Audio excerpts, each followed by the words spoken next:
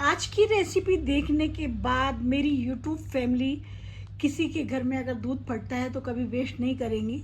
ऐसी special recipe बना के अपनी फैमिली को खिलाएंगी, क्योंकि आज जो मैं बनाने वाली हूँ कड़ी पकौड़ा, वो भी फटे दूध से। अस्सलाम वालेकुम। मैं शगुफ्ता की रसोई से आज शगुफ्ता की रसोई की जो रेसिपी है वो है कड़ी पकौड़ा, जिसको आप कड़ी फुल्की भी बोल सकती हैं। असल में क्या हुआ था, परसों मैंने 1 लीटर दूध मंगाया था। तो दूध मंगाने के बाद मैंने दिन में उबाला, लेकिन मैं रात को सोने के टाइम में मैं गर्म करना भूल गई। तो सुबह जब उठकर देखा तो सारा दूध जो था फट चुका था। तो यहाँ पे देखिए ये सारा दूध फटा हुआ था। तो मैंने इसमें, क्योंकि इतना महंगा दूध आता है तो क्यों उसको फेंकने को, तो मैंने इसमें फटाफट जो है दही मंगा के इसमें दही जमाने के लिए रख दिया था। तो ये काफ़ी खट्टा हो चुका है।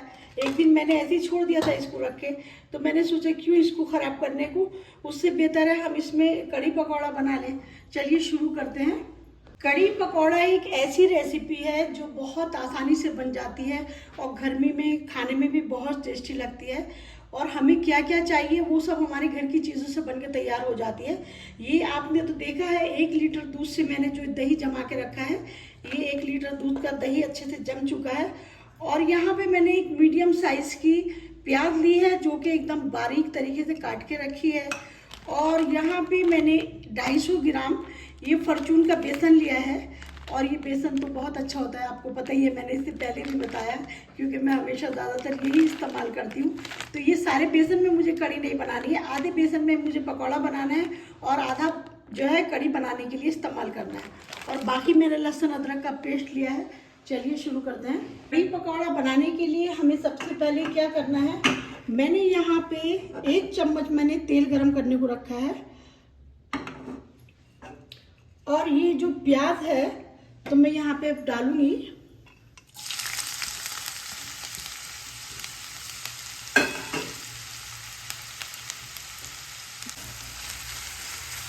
इसको थोड़ा गोल्डन करना है प्याज को। उधर मैंने प्याज ब्राउन करने रखा है हल्का गैस खोल के। अब मैं आगे की तैयारी करती हूँ। यहाँ पे कुछ लहसुन अदरक का जो मैंने पेस्ट मिक्सी में पीसा था उसका पानी मैंने डाल के रखा है यहाँ पे। यहाँ पे मैं 1 चम्मच लाल मिर्च पाउडर डालूंगी।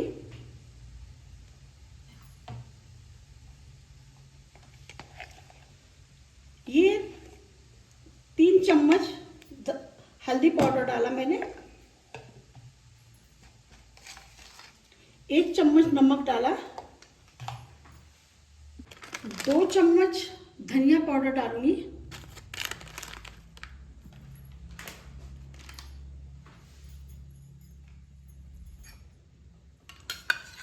और यहाँ पे लहसुन अदरक का जो पेस्ट मैंने बनाया था, अभी ताज़ा फ्रेश बनाया है, 3 चम्मच मैंने लहसुन अदरक का पेस्ट डाला। अब इसको एक बार अच्छे से चलाना है। यहाँ पे मैंने प्याज हल्का गैस खोल के रखा था, ये अभी अच्छे से गोल्डन नहीं हुई है, थोड़ा और करना है। ये प्याज देखिए अब अच्छे से ब्राउन हो चुकी है। अब मुझे क्या करना है, ये जो मसाला मैंने रखा था पानी में मिक्स करके, अब मैं यहाँ पे ये मसाले डालूंगी।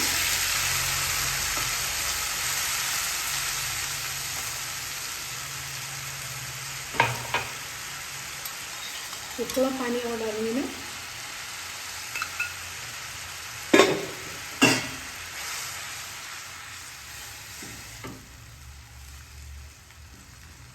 अब ये उबाल आने के बाद मैं गैस एकदम हल्का कर दूंगी, हल्की आंच में ये भूनता रहेगा जब तक हम आगे की तैयारी करते हैं।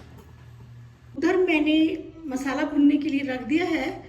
और इधर जो आपका दूध फटा था जिसमें मैंने दही जमाया है, अगर मैं इसको डायरेक्ट ऐसे ही मैं बेसन में फेंटती हूँ तो ये सारा जो है इसका एकदम बूंदी बूंदी सब उसमें कड़ी में अच्छा नहीं लगेगा। तो मुझे अब करना क्या है, इसको मैं मिक्सी के जार में डाल के थोड़ा थोड़ा निकालती हूँ इस तरह से, क्योंकि इसको मट्ठी की तरह, जो छाछ की तरह हो जाए, इस तरह से करना है मुझे। देखिए ये मैंने जो फटा हुआ दूध यानी कि दही उसको मिक्सी में फेंटा है तो ऐसा हो गया जैसे ये छाछ होता है, मट्ठे की तरह हो गया है। माशाल्लाह एकदम अच्छे से, इसकी कोई फुटकी दिखाई नहीं दे रही है, जो कोई दाना दिखाई दे। अब इसमें मुझे आधा बेसन डालना है।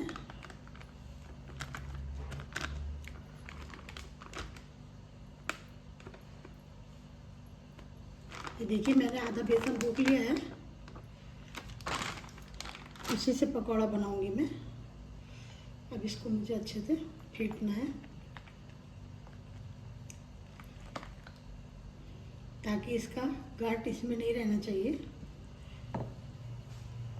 ये देखिए सारा मैंने इसमें बेसन मिला लिया है, और जो बेसन का थोड़ा थोड़ा गांठ बाकी था तो मैंने थोड़ी सी बीटर की भी हेल्प लेके बीटर से थोड़ा सा मिला, इसको अच्छे से मिक्स किया है। और ये देखिए एकदम कोई इसमें ज़रा सा भी दही का दाना वाना दिखाई नहीं पड़ रहा है, माशाल्लाह एकदम अच्छे से हो गया है। अब इसको रख देते हैं अलग उठा के। ये मैंने जो मसाला भुनने रखा था इतनी देर, मैं देखती हूँ अब क्या है। हाँ इस मसाला भी माशाल्लाह एकदम अच्छे से भुनने लगा है। थोड़ा मैंने फुल गैस खोल दिया है, 1-2 सेकंड के लिए और अच्छे से मुझे कस के भूनना है इसको मसाले को।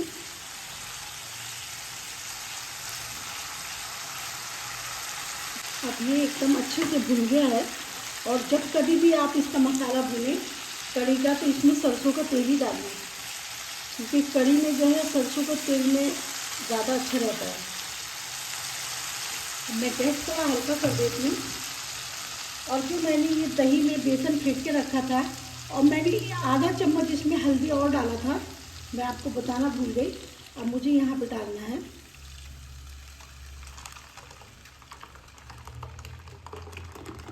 गैस मैंने एकदम स्लो कर दिया है।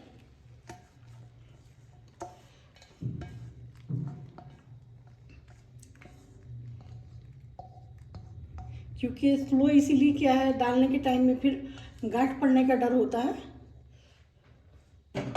अब मुझे फुल गैस खोलना है।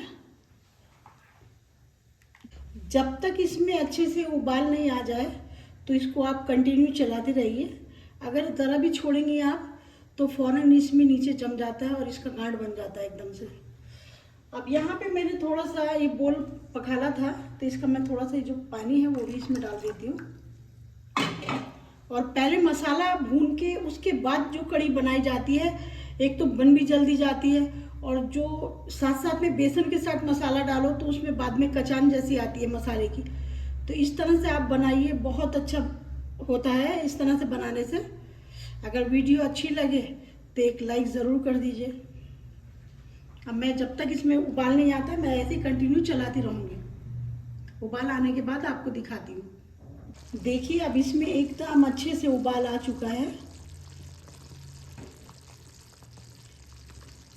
अब मैं यहाँ पे नमक डालूँगी।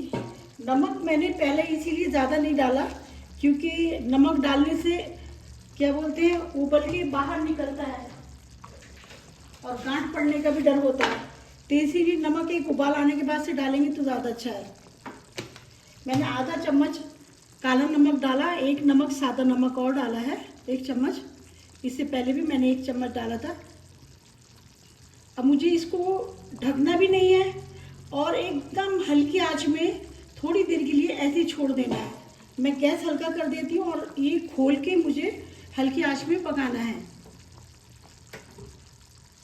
ये मैंने हल्की आंच में छोड़ दिया था और देखिए इसमें एकदम अच्छे से उबाल आके ये थोड़ा सूखने भी लगा है, क्योंकि ये हल्की आंच में रच रच के बनेगी कढ़ी तो उतनी ही ज़्यादा टेस्टी होती है। अब मुझे क्या करना है, इसको ऐसे ही छोड़ना है। अब मैं यहाँ पे इसको इस तरह से आधा ढक्कन, फुल ढक्कन नहीं ढकना है, हाफ करके ढक के रख दीजिए आप इसे। अब फिर हल्की आंच में और इसे ऐसे ही छोड़ देती हूँ। उधर हल्की आंच में कढ़ी रखी है और जो मैंने आधा बेसन पकौड़े के लिए छोड़ा था, तो अब मैं इसको तैयारी शुरू करती हूँ। यहाँ पे मैंने आधा चम्मच, ये आधे चम्मच से भी कम सादा नमक डाला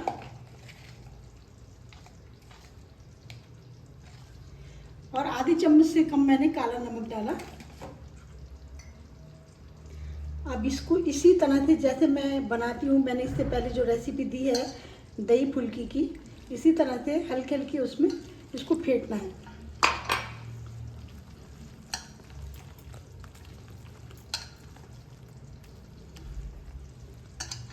ये बेसन अब अच्छे से फिट चुका है। अब मैं इसको छोटे बर्तन में डाल के फ्रिज में रखती हूँ 5 मिनट के लिए, क्योंकि फ्रिज में रखने के बाद बेसन बहुत अच्छा हो जाता है। और हमेशा छोटे बर्तन में करके फ्रिज में डालिए। इस तरह से देखिए मैंने छोटे बर्तन में लौट लिया है। ये मैंने एकदम हल्की आंच में ऐसे ही छोड़ दिया था और अब ये कढ़ी एकदम माशाल्लाह बिल्कुल सही हो गई है। देखिए इतना ही गाढ़ा रखना है बस खाली, क्योंकि चावल से खानी पड़ती है। चावल में तो ज़्यादा गाढ़ी अच्छी नहीं लगती है। वैसे आपकी मर्ज़ी है, इससे ज़्यादा भी आप सुखा सकती हैं, लेकिन ये माशाल्लाह अच्छे से रच रच के बन चुकी है। कम से कम भी मुझे इसका जो सुखाने के लिए मुझे कम से कम 15 मिनट टाइम लगा हल्की आंच में। अब मैं इसे उतार देती हूँ। अब आगे की तैयारी करती हूँ। यहाँ मैं अब दूसरी कढ़ाई चढ़ाऊँगी। आगे मैं आपको दिखाती हूँ क्या करना है। इधर मैंने तेल गरम करने रखा है और ये बेसन भी मैं फ्रिज से निकाल चुकी हूँ। मैंने इसमें आधा चम्मच जीरा डाल के रखा था।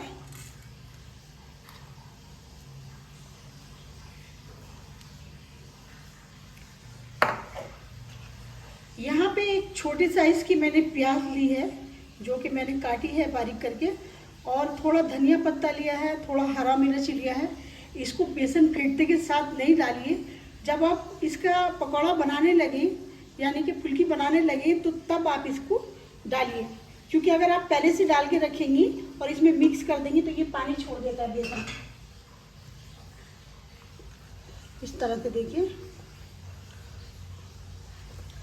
अब इसको अच्छे से मिक्स कर लीजिए।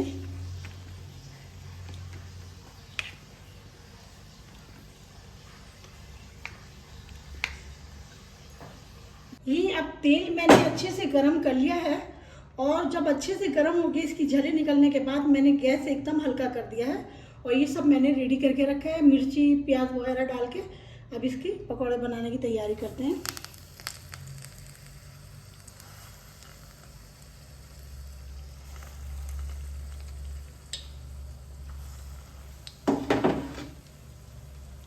इस तरह से मैंने सारे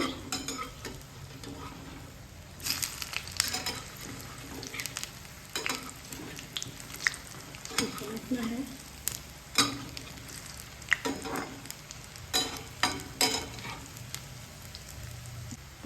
देखिए ये हल्का हल्का गोल्डन हो चुका है। अब मुझे इसको निकाल लेना है और जब आप निकालने के टाइम में गैस हल्का कर दीजिए। मैंने गैस एकदम स्लो कर दिया है। पकौड़ा मैं इस तरह से निकाल ली और ये सारे पकौड़े मैंने निकाल लिए हैं और देखिए कितनी सॉफ्ट है एकदम से। ये जो मैंने सारी फुल्की निकाली है तो मैं इसी में साथ ही साथ डालती जाऊंगी। इस तरह से गरम गरम हाथों हाथ डाल दीजिए आप इसमें। इसको ढक के रखती हूँ। जो बाकी के पकौड़े हैं वो भी तल के निकाल लेती हूँ। अच्छा, सारे पकौड़े बनके तैयार हो चुके हैं। मैं यहाँ डाल दूँगी सारे।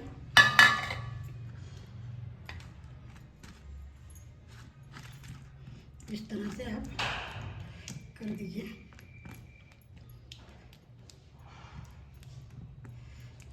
अब आगे क्या करना है वो मैं बताती हूँ आपको। यहाँ पकौड़ा निकालने के बाद से कुछ तेल इसमें कढ़ाई में बाकी था, इसमें मैंने एक्स्ट्रा कुछ तेल नहीं डाला है। तो यहाँ पे मैंने 4 पीस ये लाल मिर्च लिया है सूखा हुआ, और मैंने एक ये लहसुन का पुत्ती लिया है, लेकिन मैंने छिक्कल के साथ लिया है। इसको काटा नहीं है, इसको मैंने कूटा है, क्योंकि हमारी दादी इस तरह से कूट के डालवाती थी, क्योंकि बोलती थी इसके मेन जो बक्कल में खुशबू अच्छी होती है।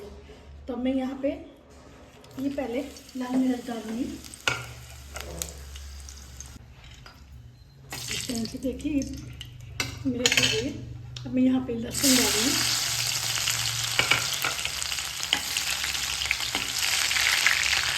लहसुन को मुझे एकदम अच्छे से जलाना है और यहाँ पे मैंने 1 चम्मच जीरा लिया है, तो जीरा डालूंगी।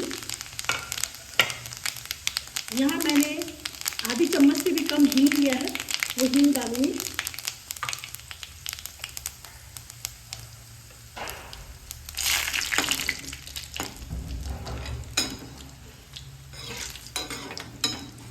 हमारी दादी लहसुन को पूरा जला के तब डालती थी बघार में। अब मैं गैस बंद कर देती हूँ। अब मुझे लगाना है यहाँ पे तड़का। और एकदम बंद कर दीजिए, 2-3 सेकंड के लिए ऐसे ही बंद छोड़ दीजिए ताकि इसकी जो खुशबू है अच्छे से कढ़ी के अंदर बस जाए।